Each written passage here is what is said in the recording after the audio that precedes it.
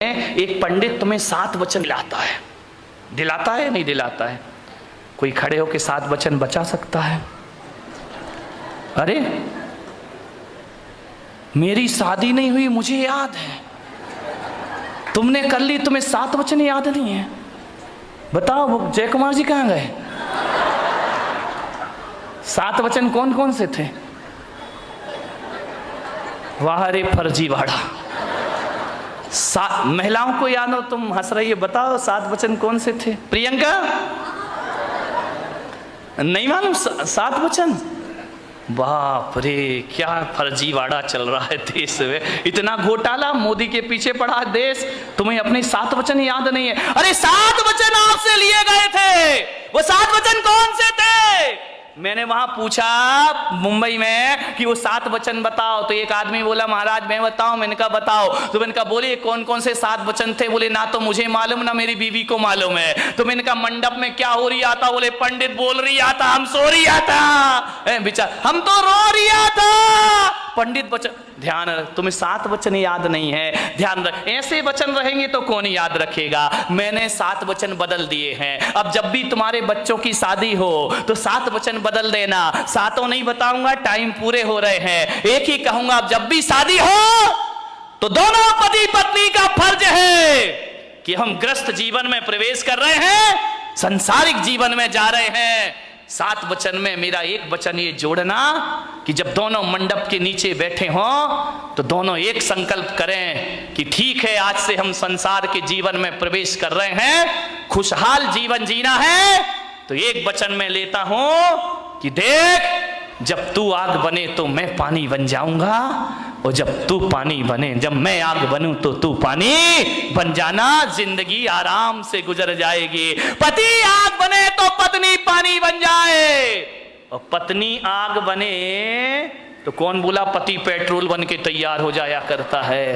Petrol नहीं बनना, जिंदगी नहीं चलेगी, बर्बाद हो जाएगी। पानी बन जाओ। पुरुषों से मेरा ये बेचारी आई हैं, रात दिन मेहनत करती हैं, अपना पीहर छोड़ के आई है, परिवार छोड़कर आई हैं, आपकी सेवा कर रही है। ये आपको भी संभालती हैं, बच्चों को भी संभालती हैं, समाज को भी, घर सब संभालती हैं। आप करते क्या करते तुम लोग घर में? खाए पिए, कपड़े बदले, ऑफिस गए, लौट के आए, नोट पटके सो गए।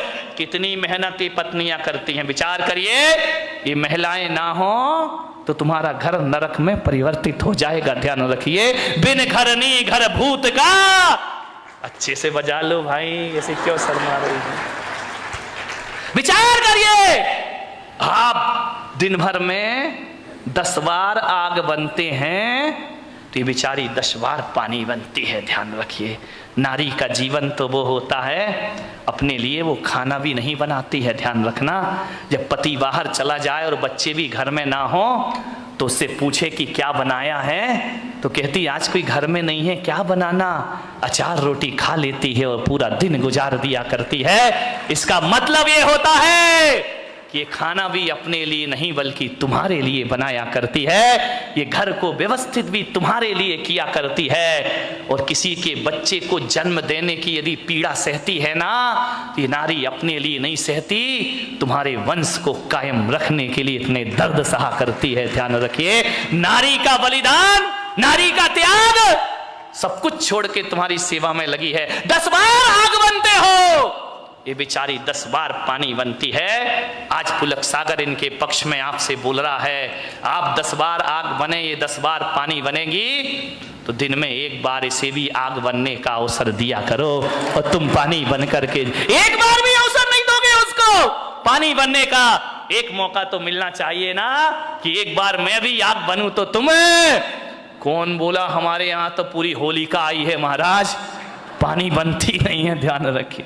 मान्यवर, समय हो गया है, बात अधूरी है, फिर कभी पूरा करूंगा। 10 मिनट मैंने ज़्यादा लिए, माफ़ी चाहता हूँ, बातों में भावनाओं में बह गया, विषय अधूरा है। एक संकल्प करके यहाँ से उठना कि घर में 10 सदस्य हों या 50 या 2 सदस्य हों, मेरी बस एक बात मानना कि जब एक आग बने तो अपन को पानी बनने का प्रयास करना है। यदि पानी बन गए तो घर तुम्हारा बच जाएगा, खुशहालियां बचेंगी। बस थोड़ी देर पानी बन जाइए। पड़ोसी के भरोसे मत रहना कि हमारे घर में आग लगे तो पड़ोसी बुझाने आएगा। वो रामलाल पेट्रोल का डिब्बा लेके बैठा है कि कब आग लगे और कब इस पर मैं उड़ेल दूं। नहीं, जब एक गुस्सा करे दूसरा चुप हो जाए। ध्यान रखिए, सामने वाला गुस्सा करे, आप चुप हो जाइए। चुप कौन होगा, पत्नी या पति? बोलो, फैसला करो, कौन चुप? ओ, दादाजी कह रहे मैं चुप होऊंगा। जब सारी कसर निकाल ली, अब चुप हो रहे हो तुम। बताइए कौन चुप होगा? दोनों में प्रवचन समाप्त करता हूं। पत्नी चुप हो या पति चुप हो? बोलो बोलो फटाफट बोलो, मुंह से नहीं निकल रहा है, नहीं सुधरोगे जिंदगी में। पत्नी को चुप होना चाहिए कि पति को? बोल, हाँ पति को। तुम अपने घर को शांत नहीं रख सकती जिंदगी में, कितना भी मैं सिखाऊं। ध्यान रखना, ना पति चुप हो ना पत्नी चुप हो। आज के प्रवचन का सार, अंतिम बात, ना पति चुप हो ना पत्नी चुप हो। मैं पुलक सागर कह रहा हूं, जो समझदार हो वो चुप हो जाए। दोनों में से यदि पति समझदार तो वो चुप हो जाए, और पत्नी समझदार तो वो चुप हो जाए। समझदार व्यक्ति ही चुप रहेगा, ना समझ व्यक्ति तो आग बनता ही रहेगा। ध्यान रखिए, समझदारी का परिचय दीजिए, तुम्हारा जीवन आनंद में परिवर्तित होगा। अपनी बात को पूरा कर रहा हूं, खत्म कर रहा हूं। आप सबने सुना है, अनुग्रहित हूं। जय महावीर। 2-3 बातें याद रखना बस, आग और पानी याद रखना। और जब क्रोध आ रहा हो सामने वाले को, 5 मिनट के लिए बोलना, इसका जवाब मैं आपको 5 मिनट बाद दूंगा। और क्रोध जब भी आए, अपने बच्चों को कहना, जब भी मैं क्रोध करूं रिकॉर्डिंग करना बेटा, और अकेले में सुनना कि हम क्रोध में कितने पागल हो जाया करते हैं। आपको एहसास हो जाएगा। भूत की भी चिंता मत करो और भविष्य की चिंता मत करो, वर्तमान को सुखी बनाओ।